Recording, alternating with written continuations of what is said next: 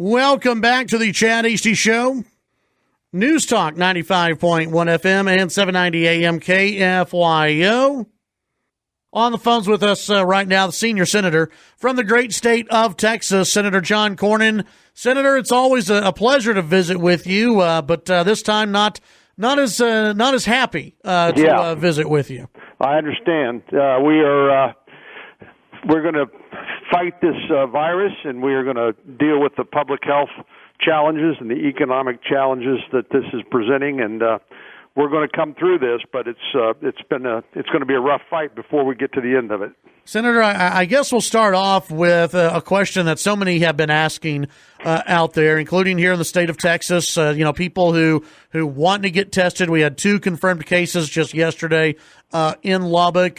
We hear that by the end of the week, thousands of more people in the state of Texas will be able to get tested.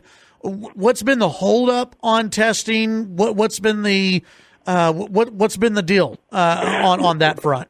Well, this has been something that I've been in close touch with Governor Abbott about, and as you've seen, there are more and more drive-through testing locations. I think Scott and White just opened one yesterday, and they've got some more popping up around the state. I think part of the confusion, Chad, is that the Center for Disease Control does not recommend people who have no symptoms getting tested. So if you think you may be ill, you need to talk to your doctor, and then your doctor can refer you to get tested. But I think focusing on the most vulnerable population, people who are elderly or have other underlying illnesses, makes the most sense to me while we ramp up the testing capacity. But right now, we started from a dead stop, but we're rapidly increasing the testing capacity, and soon anybody who needs one will be able to get one promptly. Senator, and this is something that keeps popping up in press conferences, and I'm sure you've been in touch with the administration about for the state of Texas specifically. Do we have enough ventilators? Do we have enough beds? Do we have enough resources in this state to combat this virus? I believe we are better prepared than most places around the country. Ultimately, I think you have to look at what's the worst case scenario, and you mentioned ventilators in particular. What we need to do personally to try to keep our healthcare system from being overwhelmed is to do the things that Dr. Fauci and the Center for Disease Control recommend. Good personal hygiene, wash your hands, maintain social distancing, avoid crowds, and the like. And if you feel ill, you need to call your doctor, and you need to then get a test. But if we do that, I think we can bend the curve so that we won't have to deal with the worst case scenario. But yes, if we need it, I know the Defense Department has been engaged. They are producing ventilators that they have, and we'll deal with this the best we can. But hopefully, we can avoid that worst case scenario. Senator, I see Leader McConnell on the Senate floor right now talking about the coronavirus funding bill. What y'all are going to vote on, I don't know if it's going to be today or at some point this week, is what's been, I guess, termed phase 2 of the funding bill. And then there's phase 3. Can you talk about both of those and where we're at and what so far as what is included in phase 2? We passed the $8.3 billion emergency supplemental appropriation bill. That was the first thing we did. Part of that was to get a vaccine jump-started, to provide a down payment to healthcare providers to get ready for this virus, to get testing ramped up, and the like. We also provided for reimbursement to the state and local jurisdictions. Some $35 million came to Texas already, again, as a down payment. The second bill that you're referring to is called the Families First Coronavirus Response Act. We got that bill Monday night from the House, and we will pass it today. That bill is primarily focused on people who are out of work and as a result of home quarantine or isolating themselves to avoid the spread. We don't want people to feel like they have to work in order to get a paycheck and expose others to this illness. This is part of trying to break that cycle. We also have a school lunch program, which allows now kids who can't get their meal at school to get it at home. This also provides for emergency sick leave for people who otherwise don't have any way to get paid while they are taking care of themselves or a family member.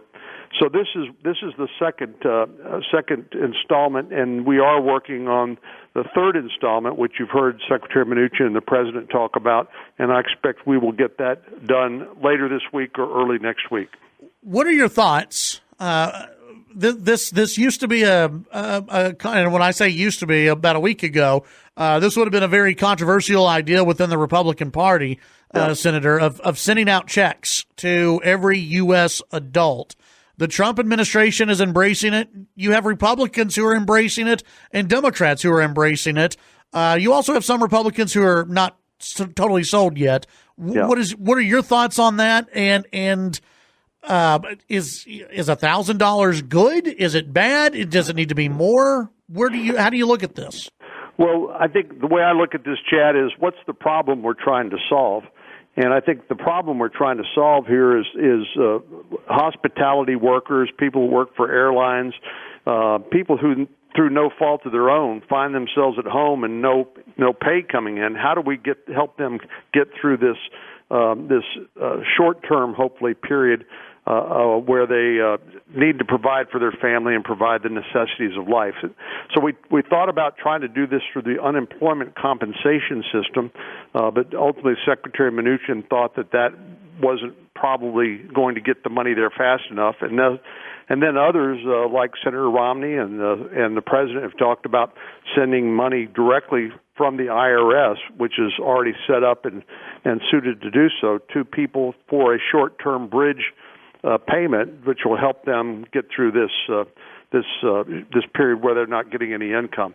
There are other larger issues that we can talk about too. For example, the hotels and the airlines and the restaurants and bars and others are just getting hammered. Yes. And our economy, our whole economy is in jeopardy, and I think that's why you find Congress, people like me who otherwise wouldn't consider things like this, on a war footing, saying we got to beat this virus, both from a public health perspective and from its economic impact.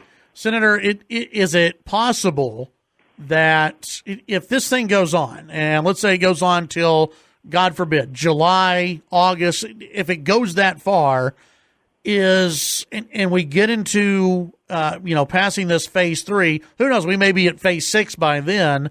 I hope not, but is it possible that if we send out one round of checks, another round of checks may be needed? Well, the proposal from Secretary Mnuchin would be to do this in 2 phases, and the second one would depend on there still being an emergency as declared by the President that would authorize the distribution of a second round of direct payments to people. By the way, we're not going to be sending checks to millionaires and billionaires. It would be means tested at some level. I think one suggestion would be people earning less than $65,000 a year.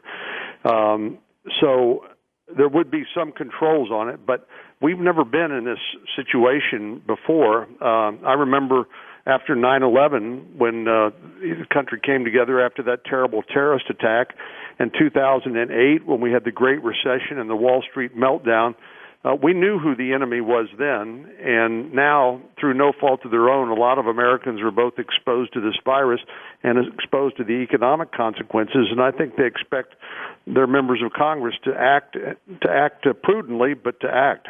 Senator, do you think this is worse than 9/11? Oh, it's hard to.